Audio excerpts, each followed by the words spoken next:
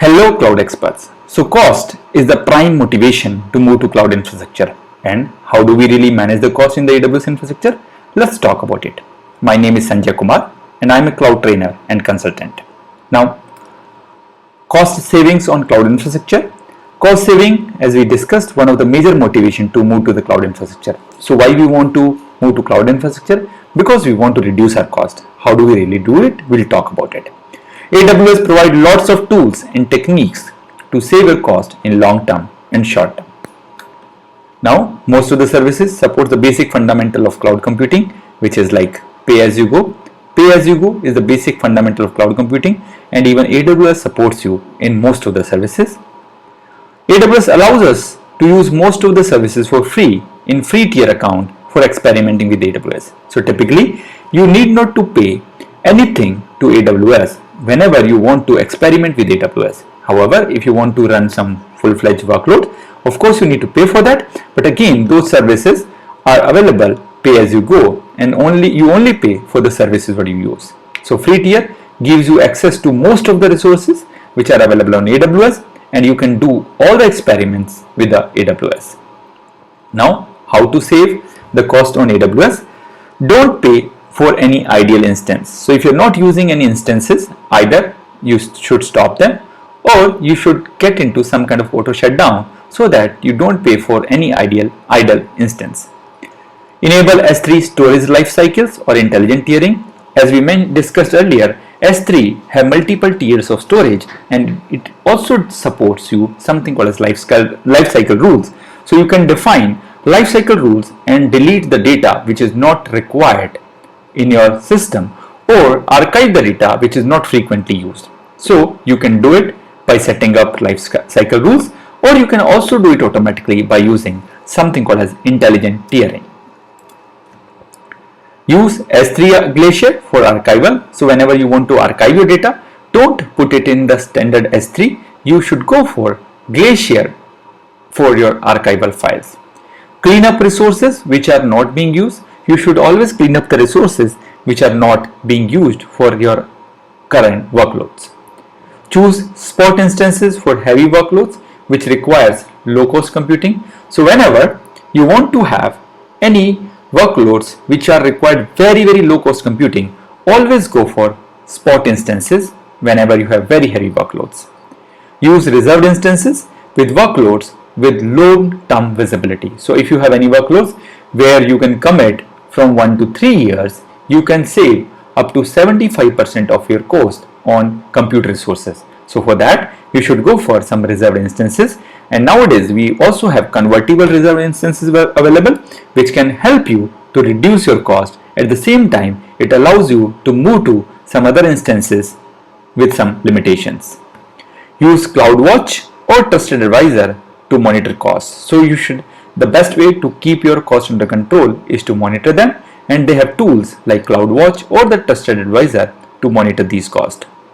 Use auto-scaling for scaling up and down resources whenever there are demand changes. So whenever there is a change in demand, you can scale up your resources or scale down your resources, and you only pay for the resources what you use. And you should also follow up with the consolidated billing so you know where you are spending your money in the AWS infrastructure. And set some alerts for the billing alarms. So it is equally important. So whenever you are breaching some thresholds, you should get some kind of billing alarms which will give you an idea what is your current usage in the AWS infrastructure. Just to take an example, this is the billing dashboard for AWS. This talks about spend summary where you have spent like $7,000, and this is typically the $7,000, how it is broken down to EC2, where EC2 is having a major part of it, which is like $3,700, RDS, which is another $1,800 plus, Elasticache, which is some $938, DynamoDB, which is again $625, and so on, and other services are consuming some $300. So you should always have the information available on what is being spent on what particular service is being spent. So you can always see, depending on current requirements, what is month to date, what are the forecasts, what was the cost in the last month, and what is the forecast in the next month. So these are some of the information what you can get from the billing dashboard. However, we also have something called as calculator.aws, which defines your TCO, which is called as total cost of your ownership, which creates an estimate of cost for personal and business needs of AWS services. Right? By using calculator.aws, what you can do is you can create your estimate what is going to be your cost for your personal or business need for AWS services. Right? We have another application available, another service available called as Trusted Advisor, which will inspect your AWS environments and make recommendation for saving money, improving system performance and reliability, and also closing the services security gaps. Now, this is how the Trusted Advisor dashboard looks like. It talks about mainly 4 different aspects.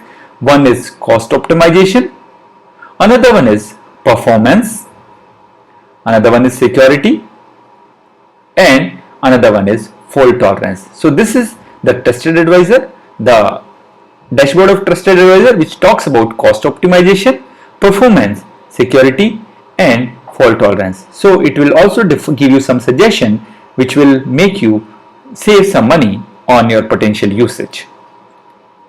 AWS budget, where you can create some customized budget for your AWS infrastructure, and you can set up some alerts whenever those budgets are approaching or already exceeded from that amount which you have mentioned in your AWS budget. So it gives you basically the estimate, and you can also create some alerts whenever your budgets are being reached.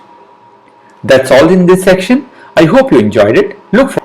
Thank you for watching this video. If you enjoyed this, please like this video and subscribe our YouTube channel. For early notification, you can also press the bell icon. If you need any more information, please visit us at www.cloud-training.guru or email us at cloudtrainingguru101@gmail.com. Thank you very much.